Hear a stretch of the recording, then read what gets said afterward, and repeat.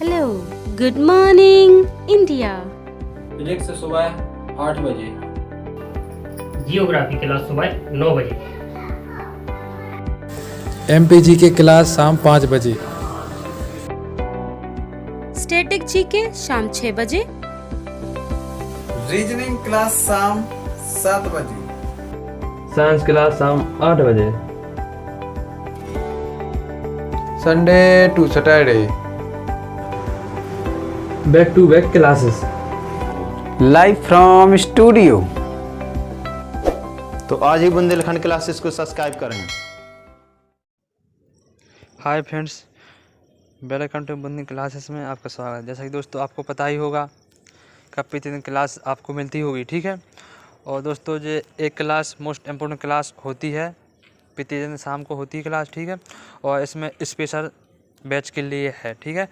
इसमें special batch के लिए रखा गया है। जैसे जो अभी एसएससी जीडी का, एनटीपीसी सीबीटी 2 का और गवर्नमेंट का पेपर और एमपी पुलिस के टारगेट के लिए है क्लास रखी गई है, ठीक है। तो हम आशा करते हैं आप लोग क्लास ही प्रतिदिन देखते होंगे और आपको ये क्लास देखना ही चाहिए, क्योंकि हम आपके लिए बहुत अच्छा कंटेंट दे रहे हैं, ठीक है। तो हम क्वेश्चन से स्टार्ट करते हैं। आज का पहला क्वेश्चन, तो देखिएगा दोस्तों, आज का पहला क्वेश्चन से स्टार्ट करते हैं। एक प्रकाश वर्ष द्वारा किसे मापा जाता है? दोस्तों जो प्रकाश वर्ष है क्या है? प्रकाश वर्ष द्वारा किसे मापा जाता है, ठीक है दोस्तों। तो 4 ऑप्शन हैं, 4 ऑप्शन में दिए गए हैं। जैसे ऊर्जा हुआ, दूरी हुई और शक्ति हुआ और वेग, ठीक है दोस्तों। तो वेग ये सही नहीं लिखा दोस्तों, ऐसा लिखा जाता है वेग, ठीक है। कैसा लिखा जाता है? वेग ऐसा लिखा जाता है, ठीक है। तो कुछ मिसप्रिंट हो सकते हैं, लेकिन दोस्तों इतने नहीं है, ठीक है। तो इसमें प्रकाश वर्ष द्वारा किसे मापा जाता है? तो वह मापा जाता है दूरी को। किसके? दूरी को मापा जाता है। क्या आंसर होगा? तो इसका होगा प्रकाश वर्ष द्वारा मापा जाता है किसे? दूरी को मापा जाता है प्रकाश वर्ष। इसके बाद नेक्स्ट क्वेश्चन है, क्वेश्चन नंबर दोस्तों सेकंड है। क्या है? क्वेश्चन नंबर सेकंड दिया गया है, 1 किलोवाट शक्ति के बराबर होता है। क्या है? जो 1 किलोवाट के शक्ति के बराबर होता है, तो वह कितने वाट के बराबर होता है? 1 किलोवाट शक्ति, ठीक है। तो वह होता है कितने? 1000 वाट। कितने? 1000 वाट के 1 किलो शक्ति के बराबर होता है, ठीक है। अब इसके बाद क्वेश्चन नंबर नेक्स्ट है, क्वेश्चन नंबर नेक्स्ट है दोस्तों, एक कूलाम है। एक कूलाम क्या है? एक वोल्ट है, एम्पियर है, एक ओम है, एक वाट है। दोस्तों आप लोग बताएं एक क्या है? एक कूलाम है, क्या है? तो एक कूलाम एक एम्पियर है। क्या है? एक एम्पियर को जिसका करेक्ट आंसर होगा, ठीक है। तो इसके बाद नेक्स्ट क्वेश्चन के बारे में बात करते हैं कि नेक्स्ट क्वेश्चन क्या है। इनमें से किस उपकरण से विद्युत धारा मापा जाता है? क्या है? इनमें से किस उपकरण से विद्युत धारा मापा जाता है? तो बताइएगा, 4 ऑप्शन दिए गए हैं, 4 ऑप्शन में से एक करेक्ट आंसर होने वाला है। तो आप लोग बताइए कौन सा करेक्ट आंसर है। जैसे ऑब्जेक्ट में कौन कौन दिए गए हैं? वोल्ट मीटर हुआ, एमीटर हुआ, ओम मीटर हुआ और बेड मीटर हुआ। तो 4 ऑप्शन दिए गए हैं, तो आप लोग बताएं क्या है इसका करेक्ट आंसर। तो इसका करेक्ट आंसर होगा ऑप्शन नंबर बी, यानी सेकंड वाला करेक्ट आंसर होगा एमीटर। जो यह उपकरण है ना दोस्तों, तो यह विद्युत धारा मापा जाता है। क्या? विद्युत धारा का मापक है एमीटर, ठीक है। इसके बाद क्वेश्चन नंबर नेक्स्ट है, दोस्तों जब पानी के अंदर की वस्तुओं का पता लगाना के लिए किस यंत्र का उपयोग किया जाता है? दोस्तों जब समुद्र में है या कोई बड़ा सा तालाब है, तो उसके नीचे कोई भी चीज़ वस्तु गिर जाती है, तो उसको पता लगाने के लिए हम किस उपकरण का उपयोग करते हैं? तो आप लोग बताइए किसका उपयोग करते हैं? तो वह कहते हैं सोनार का। दोस्तों सोनार एक ऐसा उपकरण है जो समुद्र में भी के अंदर इससे पता लगाया जा सकता है कि यह वस्तु कितने मतलब नीचे है और कितनी दूरी पर है, ठीक है दोस्तों। इसके बाद क्वेश्चन नंबर नेक्स्ट है, क्या है फिल्म के अतिरिक्त निम्नलिखित में से अन्य सभी से मिलकर बना है। दोस्तों जो फिल्म के अतिरिक्त निम्नलिखित में से अन्य सभी से मिलकर बना है, तो इसका करेक्ट आंसर क्या होगा?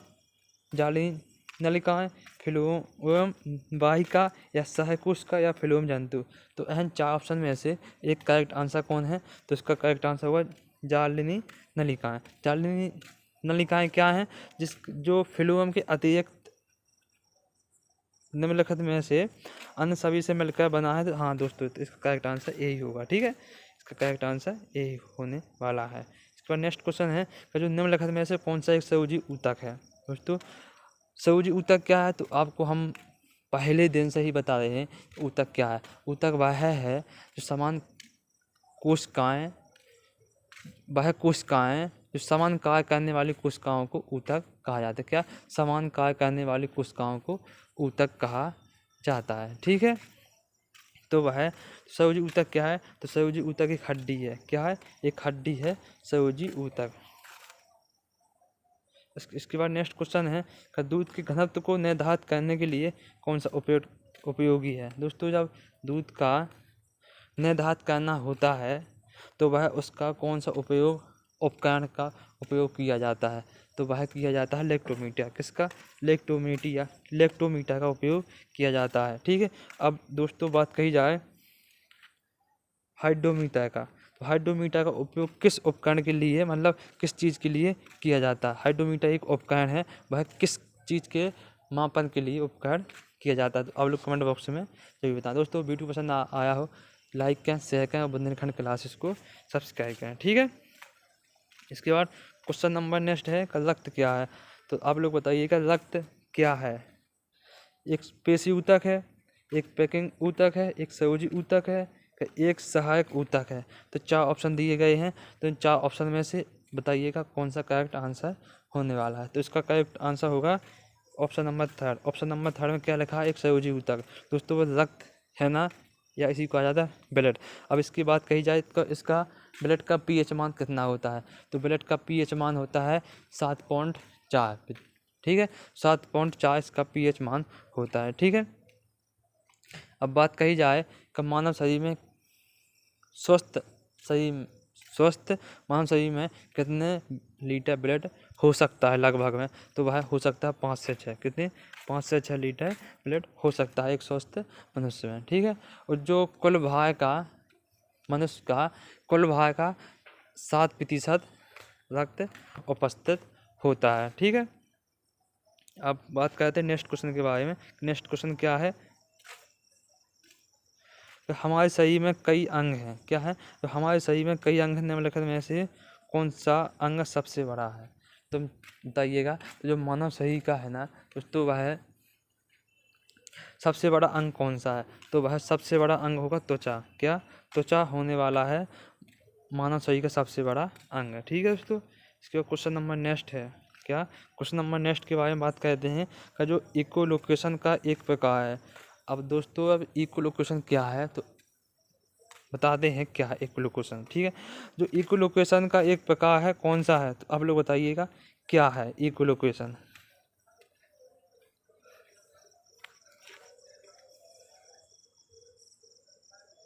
तो इकोलोकेशन है दोस्तों सोनार। क्या है? सोनार। हमने दोस्तों क्वेश्चन नंबर 2 या 3 था जोन, उसके बारे में हम समझाया था। सोनार क्या है? सोनार को दोस्तों समुद्र के अंदर। क्या? समुद्र के अंदर जो वस्तुएं खो जाती हैं तो उनको पता लगाने के लिए किसका उपयोग किया जाता है? बस सोनार का उपयोग किया जाता है। ठीक है, नेक्स्ट क्वेश्चन है कि पौधों का कौन सा ऐसा पानी और खनिज के परिवहन को सक्षम करता है?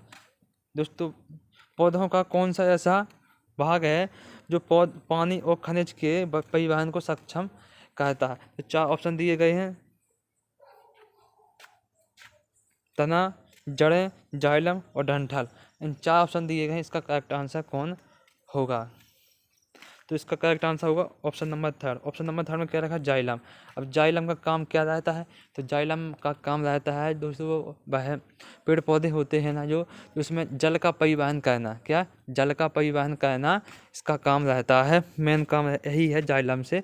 अब इसी को संवहन ऊतक भी कहा जाता है। क्या? संवहन ऊतक भी कहा जाता है। यह कैसे ऊतक है? यह कॉम्प्लेक्स ऊतक भी है। कैसे?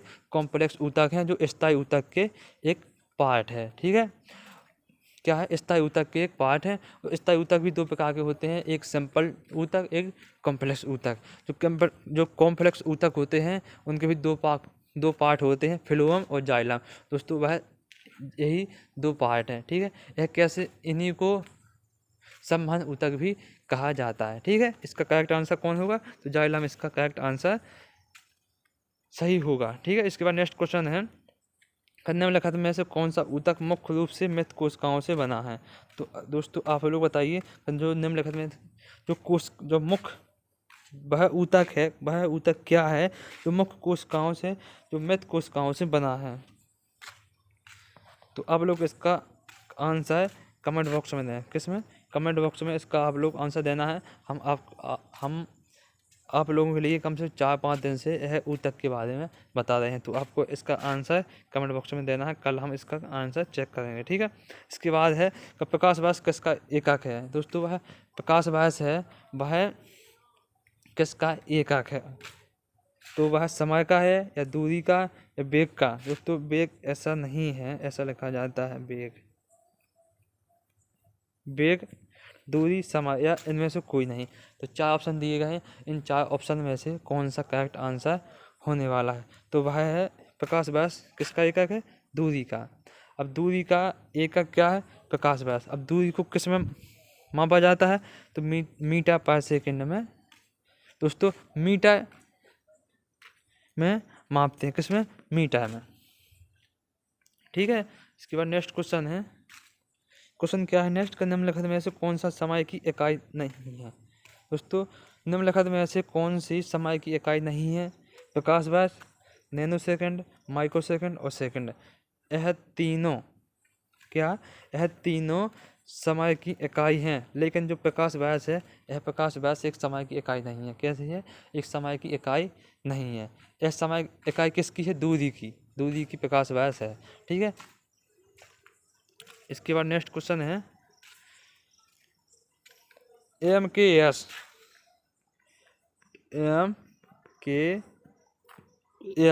प्रणाली में बल एकक है। दोस्तों वह है MKS में बल का एक एकक है, वह क्या है? तो वह होगा न्यूटन। क्या होगा? न्यूटन होगा। MKS पद्धति में बल का इकाई या इसी को आ जाता है एकक या इसी को आ जाता है यूनिट, तीनों बात एक ही सेम है। ठीक है, और इसका आंसर क्या होगा? न्यूटन होगा। ठीक है, फोर्स, इसी को फोर्स भी कहा जाता है। ठीक है, अब फोर्स का दोस्तों फोर्स का सूत्र क्या होता है? तो फोर्स बराबर होता है MA मतलब द्रव्यमान गुणन त्वरण। बल बराबर द्रव्यमान गुणन त्वरण इसका आंसर होगा। दोस्तों आपको फोर्स या बल ज्ञात करना होगा तो द्रव्यमान और इसमें मल्टीप्लाई में आपको त्वरण कर देना है, तो आपको पूरा फोर्स के बारे में पता चल जाएगा। ठीक है, इसके बाद नेक्स्ट क्वेश्चन है, ज्योति तीव्रता का मात्रक है। क्या? ज्योति तीव्रता का मात्रक है। तो आप लोग बताएं किसका है? न्यूटन का, कैंडेला का, लक्ष्य नहीं है, लक्ष्य है होगा यहाँ पर, लक्ष्य। ठीक है, और नेपियर का। तो 4 ऑप्शन में से कौन सा आंसर करेक्ट होगा? तो वह होगा कैंडेला। ठीक है, जो कैंडेला है इसका ऐसा यूनिट क्या है? यह मात्रक है जो ज्योति तीव्रता का। ठीक है, इसके बाद नेक्स्ट क्वेश्चन है, ल्यूमेन किसका मात्रक है? दोस्तों वह ल्यूमेन है ना दोस्तों, वह किसका एक मात्रक है? तो वह किसका है? प्रकाश मिति का, तरंग का, ज्योति फ्लक्स का और इनमें से कोई नहीं। तो वह किसका ल्यूमेन मात्रक है? तो ल्यूमेन मात्रक है ज्योति फ्लक्स का। क्या? ज्योति फ्लक्स का एक मात्रक है ल्यूमेन। ठीक है, इसके बाद नेक्स्ट क्वेश्चन है, कैंडेला मात्रक है किसका? कैंडेला मात्रक ज्योति फ्लक्स का, ज्योति प्रवाह का है, ज्योति धाम का है, ज्योति तीव्रता का। तो वह किसका है? कैंडेला। तो कैंडेला है ज्योति तीव्रता। किसका? ज्योति तीव्रता का ऐसा यूनिट क्या है? कैंडेला इसका करेक्ट आंसर होने वाला है। ठीक है, श्यानता की ऐसा इकाई क्या है? श्यानता की दोस्तों वह इकाई कौन सी है? टॉयज है, पास्कल है, पॉइजूली है या सभी है? तो इन 4 ऑप्शन में से श्यानता की इकाई क्या है? तो श्यानता की इकाई है पॉइजूली। क्या? पॉइजूली इसकी करेक्ट आंसर होने वाला है। ठीक है, अब पूछेंगे कि पास्कल किसकी इकाई है? तो पास्कल दूरी की पास्कल इकाई है, जो सबसे बड़ी यूनिट कही जाती है दूरी में। ठीक है, जो पास्कल जो प्रकाश वर्ष से भी बड़ी है यूनिट, यह है पास्कल, और दूरी को मापने के लिए उपयोग किया जाता है। ठीक है, इसके बाद नेक्स्ट क्वेश्चन है, गुणसूत्र किससे संबंधित है? दोस्तों वह गुणसूत्र है ना, वह किस चीज़ से संबंधित है? किससे है? श्वसन से, स्वांगीकरण से, अनुवांशिकी से, पोषण से। तो वह किससे संबंधित है? अनुवांशिकी से संबंधित है गुणसूत्र। ठीक है, इसके बाद क्वेश्चन नंबर नेक्स्ट है, प्लांक नियतांक HI की विमा समान होती है। दोस्तों आप लोग बताइए, जो प्लांक नियतांक है, जो H की विमा समान होती है, वह किस में होती है? कोणीय संवेग में, ऊर्जा के में, संवेग के में और आवर्ती में। इन 4 ऑप्शन में से किसका करेक्ट आंसर होने वाला है? तो आप लोग बिल्कुल बताइएगा करेक्ट आंसर कौन सा होगा। तो इसका होगा option number A. Option number A क्या? कोणीय संवेग। तो दोस्तों कोणीय संवेग है ना, जो प्लांक नियतांक की HI की विमा के एक समान है। क्या? कोणीय संवेग। ठीक है, इसका क्वेश्चन नंबर नेक्स्ट है, का किलोवाट घंटा किसकी इकाई? दोस्तों वह किलोवाट घंटा किसकी इकाई है? तो किसकी है? शक्ति की, ऊर्जा की, आवेग की और बल की। दोस्तों यह बल ऐसा है, बल। ठीक है, शक्ति की, ऊर्जा की, आवेग की और बल की। इन 4 ऑप्शन में से करेक्ट आंसर कौन सा होगा? तो किलोवाट किसकी इकाई होगी? शक्ति की। किसकी? शक्ति की। नेक्स्ट क्वेश्चन है कि एक नवजात बालिका की कोशिकाओं में गुणसूत्र का कौन सा संयोजन होता है? दोस्तों वह एक नवजात बालिका है, उनकी कोशिकाओं में गुणसूत्र का कौन सा संयोजन होता है? तो आप लोग बताइए कौन सा होता है? तो वह होता है 44 + XX। क्या? XX होता है और 44 गुणसूत्र इसमें होते हैं। कब? जब एक नवजात बालिका की कोशिकाओं में गुणसूत्रों का संयोजन इसी में होता है। ठीक है, इसके बाद क्वेश्चन नंबर नेक्स्ट है, एक मादा युग्मक में कौन सा क्रोमोसोम होते हैं? दोस्तों वह है एक मादा युग्मक में गुणसूत्र कितने या क्रोमोसोम कितने होते हैं? तो वह होते हैं दोस्तों कितने? 23। कितने? 23। अब आपसे पूछा जाए मानव शरीर में गुणसूत्र की संख्या कितने होती है? 46। ठीक है, लेकिन दोस्तों यह ज़्यादातर स्टूडेंट यह गलत करके आते हैं। कहा इसमें आता है एक मादा युग्मक में क्रोमोसोम की संख्या कितनी होती है? आप लोग जानते हैं 40। 40 नहीं होती है। एक मानव शरीर में गुणसूत्रों की संख्या 40 होती है, लेकिन एक मादा में वह होती है 23। ठीक है दोस्तों, तो अब आशा करते हैं तो आप लोगों को यह वीडियो पसंद आया होगा, तो लाइक करें, शेयर करें और बुंदेलखंड क्लासेस को सब्सक्राइब करें। ठीक है दोस्तों, और अब मिलते हैं नेक्स्ट वीडियो में, तो कल मिलेंगे। ठीक है दोस्तों, तो जय हिंद जय भारत। पहली बात, पढ़ेगा भारत तो बढ़ेगा भारत।